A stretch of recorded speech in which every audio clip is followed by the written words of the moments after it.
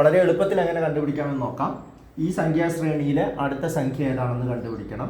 ഈ സംഖ്യകൾ തമ്മിലുള്ള ഒരു ബന്ധം, എന്തെങ്കിലും ഒരു ബന്ധം ഈ സംഖ്യകൾക്കുണ്ടോ എന്നുള്ളത് ചെക്ക് ചെയ്താൽ നമുക്ക് അതിൻ്റെ ഉത്തരത്തിലേക്ക് എത്താൻ സാധിക്കും. ഇവിടെ 0 എന്ന് പറഞ്ഞാൽ ആക്ച്വലി ഈ ഒരു സംഖ്യാശ്രേണിയിലെ ഒന്നാമത്തെ സംഖ്യയാണ്. അതായത് 1 ക്യൂബ് മൈനസ് 1 എന്ന് നമുക്ക് വേണമെങ്കിൽ എഴുതാം അല്ലേ. അതായത് 0, 1 ക്യൂബ് 1 മൈനസ് 1 0. 6ന് നമുക്ക് 2 ക്യൂബ് മൈനസ് 2, അതായത് 8 മൈനസ് 2 എന്ന് എഴുതിക്കൂടെ.